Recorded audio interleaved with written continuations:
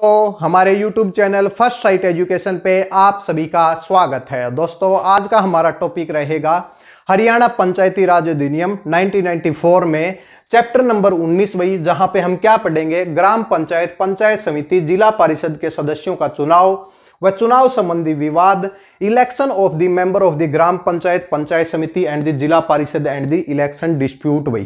ठीक है भाई। तो चैप्टर 19 के अंदर केवल एक ही धारा है, धारा का नाम है धारा 161, जिसके अंदर ग्राम पंचायत, पंचायत समिति और जिला परिषद के चुनाव की बात हुई है। दोस्तों इससे पहले हम 160 धाराएं डिस्कस कर चुके हैं, जहां पे हमने ग्राम पंचायत, पंचायत समिति और जिला परिषद कि सभी धाराओं को बिल्कुल बारीकी से पढ़ा है। दोस्तों अगर चैनल पे नए आए हैं तो डिस्क्रिप्शन बॉक्स में जाइए, आपको उन सभी वीडियो का वहां पे लिंक मिल जाएगा। इसके साथ में 4 मॉक टेस्ट भी कंप्लीट हो चुके हैं, जिसमें 160 तक की सभी महत्वपूर्ण धाराओं को कराया गया है भाई। आज की क्लास की शुरुआत करते हैं धारा 161 से भाई, फिर पढ़ेंगे इलेक्शन से संबंधित नियम है जो कि चैप्टर 20 के अंदर दिए गए हैं भाई। ठीक है भाई। तो भाई धारा 161 में क्या कहा गया है, 161 में कहा गया है कि जैसे ही इस कानून के तहत सरकार एक नोटिफिकेशन निकालेगी तो क्या होगा कि जो राज्य चुनाव आयोग है, जो स्टेट इलेक्शन कमिश्नर होता है, सरकार के साथ सलाह लेके यानी कि बात करके सरपंच, पंच, ग्राम पंचायत में सरपंच, पंच, पंचायत समिति में पंचायत समिति के सदस्यों के, इसके साथ साथ में चेयरमैन, वाइस चेयरमैन और फिर जिला परिषद में प्रेसिडेंट, वाइस प्रेसिडेंट और जिला परिषद के सदस्यों का चुनाव को लेकर एक तारीख तय करेगा। यानी कि जैसे ही नोटिफिकेशन मिलेगी, राज्य चुनाव आयोग क्या करेगा, सरकार के साथ सलाह लेगा, पंच, ग्राम पंचायत के सदस्यों, पंचायत समिति के सदस्यों और क्या है, जिला परिषद के सदस्यों के चुनाव के लिए एक तारीख तय की जाएगी। अब तारीख कब तय की जाएगी भाई, इसके भी भाई 2 आपके पास पहलू हैं। पहला ये है कि भाई जो भी मेंबर है उसका कार्यकाल कंप्लीट हो चुका है। दूसरी बात आती है कि उसका कार्यकाल कंप्लीट नहीं हुआ, उसको पहले या तो हटा दिया गया है या फिर किसी भी ग्राम पंचायत या पंचायत समिति या जिला परिषद को पहले ही उसके कार्यकाल से पहले ही भंग कर दिया गया है भाई, पहले ही भंग कर दिया गया है। और दोस्तों ग्राम पंचायत, पंचायत समिति और जिला परिषद के कार्यकाल की बात कौन सी धारा के अंतर्गत हुई है, तो धारा 3 के अंतर्गत हुई है भाई। धारा 3 के अंतर्गत हुई है। धारा 4 में क्या थी, ओथ यानी कि शपथ की बात हुई है, और धारा 5 में रेजिग्नेशन की, और धारा 6 में कैजुअल वैकेंसी की बात हुई है। लास्ट क्लासेज के अंदर हमने डिस्कस किया है भाई। ठीक है। तो तारीख को लेके बात है भाई। पहला पहलू तो यह है कि भाई कार्यकाल कंप्लीट है, और दूसरा है कि कार्यकाल कंप्लीट नहीं हुआ, उसको पहले ही हटा दिया गया है। तो बात करते हैं जब कार्यकाल सदस्यों का कंप्लीट हो चुका है तब चुनाव करने के ऊपर तारीख किस प्रकार तय की जाएगी भी। तो कहा गया है कि जो तारीख तय होगी वो जिस दिन उनका कार्यकाल कंप्लीट होना है उससे 4 महीने पहले की नहीं हो सकती भाई। जैसे कि मई के अंदर चुनाव होने हैं भाई, तो क्या है कि जनवरी से पहले की कोई डेट नहीं हो सकती। ऐसा नहीं है कि पहले 6 महीने पहले ही चुनाव करा दिए तो 4 महीने पहले तो आप डेट ही घोषित नहीं कर सकते। इसके साथ में जिस दिन कार्यकाल खत्म होना है उससे 15 दिन पहले कोई डेट नहीं हो सकती भाई। कहने का मतलब ये है कि अगर मई के अंदर चुनाव होने हैं तो जनवरी से पहले की डेट नहीं हो सकती, और जिस दिन कार्यकाल खत्म हो रहा है उससे 15 दिन पहले की डेट नहीं हो सकती भाई। 15 दिन पहले की डेट नहीं हो सकती। कब? जब उन सदस्यों का कार्यकाल पूरा हो चुका है। अगर मान लिया कि किसी ग्राम पंचायत, पंचायत समिति और जिला परिषद को भंग कर दिया गया भाई, या फिर उसके मेंबर को हटा दिया गया, फिर क्या होगा भाई? तो फिर कहा गया है कि भाई उसके जो तारीख है, उसके चुनाव की जो तारीख है वो 2 महीने के अंदर भाई, जिस दिन वो भंग किया गया है, जिस भी पंचायत को भंग किया गया है उसके 2 महीने के अंदर भाई आपको तारीख देनी पड़ेगी भाई, आपको तारीख देनी पड़ेगी। फिर 2 महीने के अंदर किसी तारीख में चुनाव कराए जाएंगे, फिर आगे की प्रोसेस होगी। और दोस्तों आप सभी लोग जानते हैं कि क्या है कि 6 महीने के अंदर टाइम होता है कि 6 महीने के अंदर नई पंचायत समिति, ग्राम पंचायत या जिला परिषद का गठन होना चाहिए भाई। ठीक है। तो तारीख की बात है वो 2 महीने के अंदर उसे देनी ही होगी भाई। इसके बाद बात आती है कि इलेक्शन कराएगा कैसे कराया जाएगा। तो कहा गया है कि भाई जो स्टेट इलेक्शन कमीशन है वो क्या करेगा, राज्य चुनाव आयोग है उसकी देखरेख में पूरा इलेक्शन कराया जाएगा। ये नहीं है कि इलेक्शन कमीशन ऑफ इंडिया आएगा, ऐसी बात नहीं है कि जो पंचायत के चुनाव हैं और म्यूनिसिपैलिटीज के जो चुनाव है वो राज्य चुनाव आयोग कराता है भाई। राज्य चुनाव आयोग कराता है, स्टेट इलेक्शन कमीशन करवाता है भाई। ठीक है भाई। उसकी देखरेख में सभी कार्य होंगे भाई। और जैसे ही इनका इलेक्शन हो गया फिर क्या होगा भाई, फिर क्या होगा, नई पंचायत समिति, ग्राम पंचायत, जिला परिषद का गठन भी होगा भाई। लेकिन इनके नाम जो है वो ऑफिशियल गजट के अंदर कब डाले जाएंगे भाई, तो कहा गया है कि 7 दिन के अंदर, जिस दिन उनका कार्यकाल खत्म हो रहा है उससे 7 दिन पहले नहीं डाल सकते भाई। यानी कि जिस दिन खत्म हो रहा है उससे 7 दिन पहले किसी भी दिन डाल सकते हैं भाई। 7 दिन से पहले इनके नाम वहां पे ऑफिशियल गजट के अंदर दाखिल नहीं किए जा सकते, ये भी दिया गया है भाई। ठीक है, कौन करेगा भाई? राज्य चुनाव आयोग करेगा भाई। ठीक है, तो ये सभी बात हुई है आपकी भाई धारा 161 के अंतर्गत। इसके साथ में दोस्तों एक बहुत ही इंपॉर्टेंट क्वेश्चन है और उसके हम सोच भी रहे हैं कि बिल्कुल डिटेल के अंदर क्लास लें। आप कमेंट करके भी बताएं कि भाई आपका जो संविधान में जो आर्टिकल है, कौन सा आर्टिकल है जो कि पंचायत से रिलेटेड है भाई? तो आर्टिकल 243 है भाई, जिसके अंदर म्यूनिसिपैलिटीज की भी बात हुई है और क्या है कि पंचायत की जो 3 स्तर की है, ग्राम पंचायत, पंचायत समिति और जिला परिषद की बात हुई है। कौन से आर्टिकल में भाई? कौन से अनुच्छेद में? तो कौन सा है भाई? आर्टिकल 243 है भाई, 243 है। फिर 243 ए बी सी डी और यहां जेड तक बात होती है भाई। ठीक है, जिसके अंदर ग्राम पंचायत और म्यूनिसिपैलिटीज के हैं, तो उसमें एक आर्टिकल है जिस आर्टिकल का नाम है आर्टिकल 243 के भाई। क्या है भाई? आर्टिकल 243 के, यानी कि अनुच्छेद लिख लें भाई आप, हिंदी में है तो। आर्टिकल 243 के में क्या बात हुई है कि जो पंचायत के जो इलेक्शन है उनकी बात हुई है। पंचायत के इलेक्शन की बात संविधान के कौन से अनुच्छेद में हुई है? तो भाई आपका आंसर होगा आर्टिकल 243 के में हुई है। ठीक है, ए बी सी सभी की बात करेंगे भाई। डेफिनेशन क्या है, ग्राम सभा क्या है, सभी की बात होगी। एक पूरी क्लास आएगी भाई उसके ऊपर और बहुत ही अच्छे तरीके से आपको पढ़ाया जाएगा। आपका एक भी क्वेश्चन गलत नहीं होगा। और आपके हरियाणा ग्राम सभा के एग्जाम में भाई ये बहुत ज्यादा क्वेश्चन पूछे गए हैं, हर सेट के अंदर एक क्वेश्चन जरूर आया है। ठीक है, पंचायत से रिलेटेड। इसके साथ में पूछा जाए इलेक्शन कमीशन ऑफ इंडिया, यानी कि आर्टिकल 324 भाई, आर्टिकल 324। ठीक है भाई, उसको भी बिल्कुल डिटेल में पढ़ेंगे भाई। ठीक है भाई, तो चैप्टर 19 के अंतर्गत चुनाव की बात हुई है। अब हम आगे पढ़ेंगे कि चैप्टर 20 जिसमें चुनाव के नियम की बात हुई है, यानी कि प्रोविजन की बात हुई है भाई। ये दोस्तों इसके बाद बात करते हैं चैप्टर 20 भाई। चैप्टर 20 में क्या दिया गया है कि चुनाव संबंधी प्रावधान, यानी कि नियम, provision relating to the election भाई। ठीक है, तो चैप्टर 20 में भाई चुनाव को लेकर क्या क्या नियम बनाए गए हैं हरियाणा में, तो ये बात हुई है भाई। ठीक है दोस्तों, ग्राम सेवक के एग्जाम में भी ये क्वेश्चन पूछा गया है कि भाई बताइए कि चुनाव संबंधी नियमों की बात कौन से चैप्टर के अंतर्गत हुई है, कौन से अध्याय के अंतर्गत हुई है? तो भाई चैप्टर 20 आपका वहां पे राइट आंसर था भाई। ठीक है, अब बात करते हैं भाई चैप्टर 19 के अंतर्गत। तो क्या थी? एक ही धारा थी, धारा 161 थी। अब चैप्टर 20 में क्या है कि धारा 162 से 188 तक सभी में क्या बात हुई है? चुनाव संबंधी नियमों की बात हुई है। चलो भाई शुरुआत करते हैं धारा 162 से। धारा 162 में क्या कहा गया है कि भाई चुनावी विभाजन, आप इसको क्षेत्र भी लिख सकते हैं, ये एग्जामिनर के ऊपर डिपेंड करता है। कई बार वो चुनावी विभाजन लिखेगा, कई बार वो चुनावी क्षेत्र लिखेगा, कई बार वो चेयरमैन को सभापति लिखेगा, कई बार चेयरमैन लिखेगा। तो भाई ये इसमें आप कंफ्यूज ना हो भाई। ठीक है, तो इसलिए आप इंग्लिश के अंदर भी देख लें भाई, इलेक्टोरल डिवीजन भाई। ठीक है, तो कहा गया है कि जो सभा क्षेत्र है, सभा क्षेत्र यानी कि गांव के लेवल पे जो क्षेत्र होता है, फिर ब्लॉक के लेवल पे जो क्षेत्र होता है और फिर जो जिला होता है, उन सभी को वार्ड के अंदर डिवाइड किया जाएगा भाई। इलेक्शन के पर्पज से वार्ड के अंदर डिवाइड किया जाएगा। कौन सी धारा के अंतर्गत?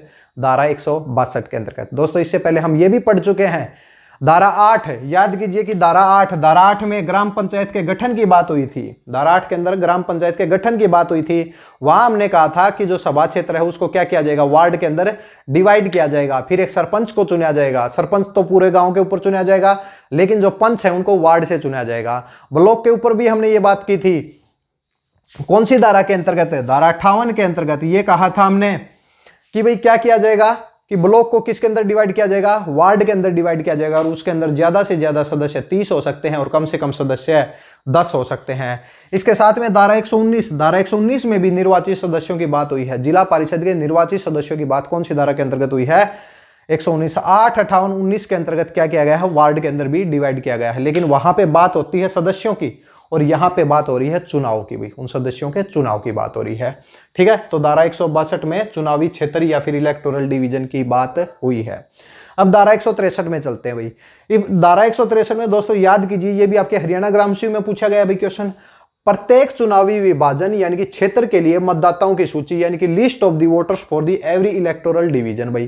कहा गया है कि जब क्षेत्र बना दिया गया, चुनाव के लिए कोई क्षेत्र बनाया गया है, तो वहां पे रहने वालों की भाई वोटर लिस्ट भी तो तैयार की जाएगी, मतदाताओं की सूची भी तो होगी कि कौन वोट डाल सकते हैं। ठीक है, तो वो कौन सी धारा के अंतर्गत है? धारा 163 के अंतर्गत है। ग्रामस्यू में यही पूछा गया था, लिस्ट ऑफ वोटर्स की बात कौन सी धारा के अंतर्गत हुई है? तो आपका राइट आंसर था धारा 163 भाई। ठीक है, बहुत ज्यादा क्वेश्चन आ रहे हैं भाई इससे। अब बात आती है कि भाई ये तैयार किस प्रकार होगा। कहा गया है कि चुनावी क्षेत्र के अंतर्गत क्या होगा कि मतदाताओं की सूची को तैयार किया जाएगा। किसकी देखरेख में होगा? राज्य चुनाव आयोग यानी कि स्टेट इलेक्शन कमीशन की दिशा निर्देश व उसके नियंत्रण के अंदर या फिर उसकी निगरानी के अंदर वोटर्स की लिस्ट को तैयार किया जाएगा। किस तरीके से करना है, ठीक है। तो कौन सी धारा के अंतर्गत? धारा 163 के अंतर्गत। दोस्तों इसके साथ में ये भी बता देते हैं, जैसे हम हर बार बोल रहे हैं कि भाई राज्य चुनाव आयोग, भाई राज्य चुनाव आयोग बार बार बोल रहे हैं, तो भाई ये हरियाणा में कौन सी धारा के अंतर्गत है? तो भाई ये भी आपका ग्रामस्यू के अंदर क्वेश्चन पूछा गया है कि धारा 212 के अंतर्गत। ऑप्शन थे 212, 213, 214, 215, इस तरीके से थे कि कौन सी धारा के अंतर्गत राज्य चुनाव आयोग की बात हुई है। तो भाई कौन सा आर्टिकल है भाई? ना आर्टिकल नहीं, कौन सी धारा है, कौन सा सेक्शन है? तो सेक्शन 212 भाई। याद रखिए भाई, साथ साथ में आपका हमने ये पढ़ी नहीं है लेकिन पढ़ेंगे आगे हम मिसलेनियस के अंदर। धारा 212 के अंदर क्या हुआ है? राज्य चुनाव आयोग की बात हुई है भाई। ठीक है, इसके साथ में दोस्तों धारा 164 भाई। धारा 164 में मतदाताओं की सूची तैयार करना, मतदाताओं की सूची तैयार करना। देखिए अब धारा 165 में मतदाताओं के लिए योग्यता, क्या योग्यता होगी? धारा 166 मतदाताओं की सूची। दोस्तों एक बात बता देते हैं, तीनों धाराओं को 2018 के अंतर्गत 2018 में तीनों धाराओं को हटा दिया गया भाई। तीनों धाराओं को हटा दिया गया है, ज्यादा लेंथी ना हो भाई। ठीक है, अब क्या पता स्टेट इलेक्शन कमीशन को यही लगा होगा कि भाई धारा 163 से भी कार्य चल सकता है। मतलब क्या होगा कि इसके अंदर भी तो यही बात हुई है कि भाई वोटर की लिस्ट को तैयार करना किसकी देखरेख में? राज्य चुनाव आयोग की देखरेख में होगा भाई, कमीशन की देखरेख में होगा। तो भाई इसलिए उन्होंने क्या किया? धारा 164, 65 और 66 को हटा दिया भाई। इसलिए आपके एग्जाम में ये क्वेश्चन तो नहीं आएंगे भाई। ठीक है, आपको याद क्या रखना है? 162 और 63 इनको हमने इसलिए लिखा है, इसलिए आप याद भी रख सकें भाई पहले क्या थी। ठीक है, अब एग्जाम के पॉइंट ऑफ व्यू से 164, 65 और 66 को आप छोड़ सकते हैं भाई। धारा 163 आपके लिए बहुत ही इंपॉर्टेंट है भाई। दोस्तों इसके बाद बात करते हैं धारा 167 और 168। दोस्तों दिखने में तो धाराएं बहुत बड़ी लग रही हैं लेकिन बहुत ही इजी धाराएं हैं और दोनों एक जैसी धाराएं हैं भाई।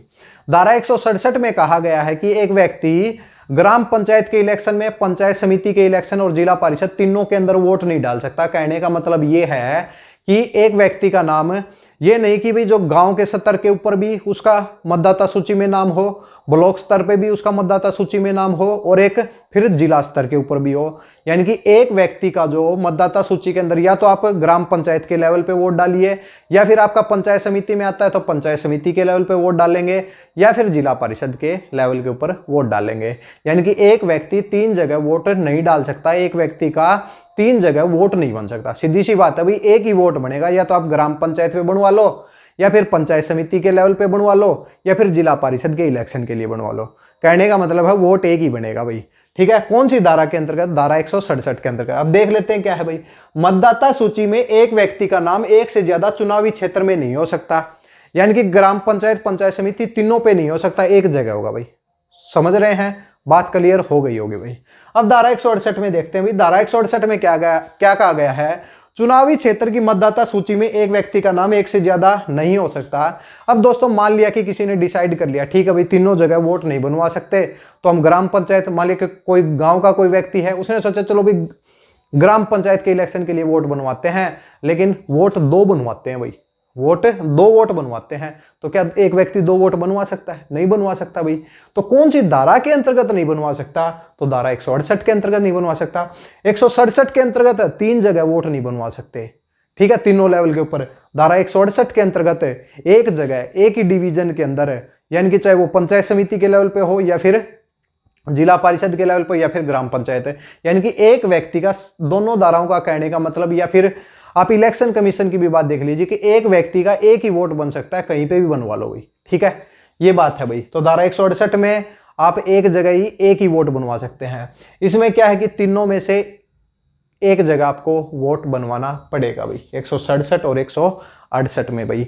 ठीक है भाई, आप इसका स्क्रीनशॉट लें भाई। बहुत ही इजी धाराएं हैं भाई। आप देखें कि धारा 162 में तो क्या है कि चुनावी क्षेत्र की बात हुई है। धारा फिर 163 में क्या है कि भाई आप वोटर की लिस्ट की बात हुई है। कि राज्य चुनाव आयोग की देखरेख में लिस्ट तैयार की जाएगी। 164, 65 और 66 तो धाराएं है ही नहीं। और फिर क्या है 167 में क्या है कि एक व्यक्ति का मतदाता सूची में एक से ज्यादा चुनावी क्षेत्र के अंदर नाम नहीं हो सकता, और यहां पे एक चुनाव क्षेत्र के अंतर्गत यानी कि एक से ज्यादा उसका वोट नहीं बन सकता भाई। कौन सी धारा के अंतर्गत? धारा 168 के अंतर्गत भाई। अब आगे बात करते हैं भाई धारा 169 भाई, जिसके अंदर क्या है कि भाई जो गवर्नमेंट के स्टाफ की बात हुई है, मान लिया कि जैसे कि डेट भी फिक्स होगी भाई, ठीक है भाई, वोटर की लिस्ट भी तैयार होगी, सब कुछ तैयार हो गया, अब क्या करना है? अब इलेक्शन करवाने हैं। अब इलेक्शन ये तो है नहीं कि भाई जो भाई राज्य चुनाव आयोग है उसके पास पहले से कोई स्टाफ है भाई, अपना स्टाफ रखता हो या फिर वहां पे नियुक्ति होती है, ऐसा कुछ नहीं होता है। अब दोस्तों आप जानते हैं कि जब भी चुनाव होते हैं, जो भी आपके इलाके में जो भी टीचर होते हैं उनकी ड्यूटी लगाई जाती है, जो भी सरकारी कर्मचारी होता है उनकी ड्यूटी लगाई जाती है। तो भी धारा 169 में कहा गया है कि जब भी चुनाव की डेट फिक्स होगी, जिस दिन चुनाव होगा, तो भी राज्य चुनाव आयोग सरकार को यह कहेगा कि भाई हमें ये सरकारी कर्मचारियों की नियुक्ति करो भाई, चुनाव कराने के लिए सरकारी कर्मचारियों की नियुक्ति करो। तो कौन सी धारा के अंतर्गत कहेगा भाई? तो धारा 169 के अंतर्गत भाई। धारा 169 के अंतर्गत क्या होगा? सरकारी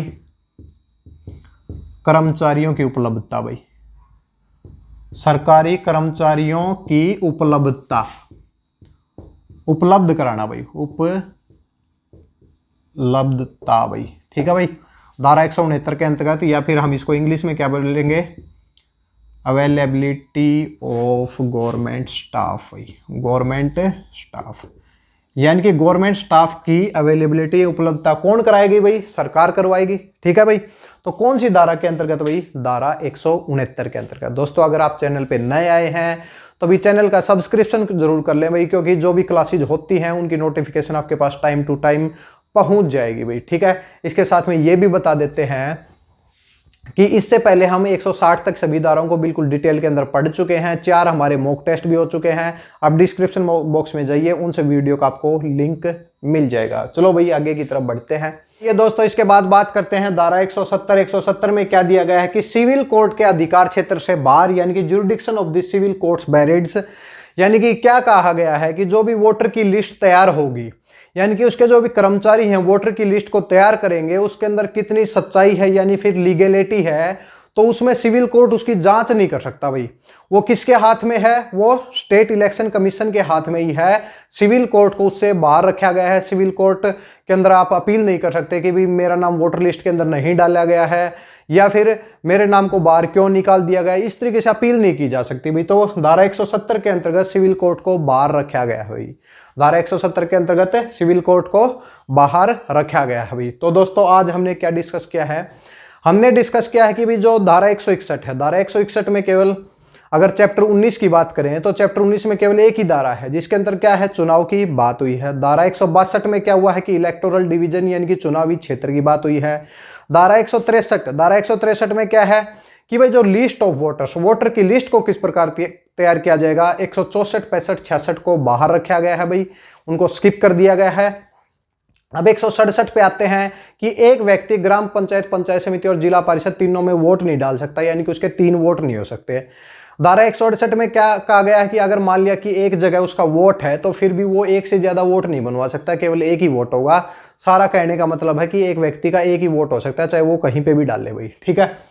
फिर भाई धारा 169 में कि भाई जब चुनाव होंगे तो भाई चुनाव जो आयोग है, जो कमीशन है, तो उसको भी स्टाफ की, गवर्नमेंट स्टाफ की जरूरत होगी। तो धारा 159 के तहत वो क्या करेगा? गवर्नमेंट से कर्मचारियों की बात करेगा कि इलेक्शन के टाइम पे, या फिर वोटर की लिस्ट जब तैयार करनी है तब भी भाई।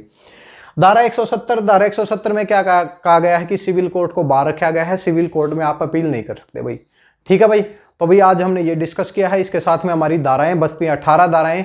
नेक्स्ट क्लास में हम क्या करेंगे कि धारा 171 से और जो धारा 188 तक सभी धाराओं को कंप्लीट करेंगे भाई, ठीक है। आज की क्लास हमारी ज़्यादा लंबी नहीं होगी, आज की क्लास को यहीं पे समाप्त करते हैं। दोस्तों कमेंट जरूर करें भाई, अगर अभी तक चैनल सब्सक्राइब नहीं किया है तो चैनल को सब्सक्राइब करें और अपने दोस्तों के साथ भी शेयर करें भाई।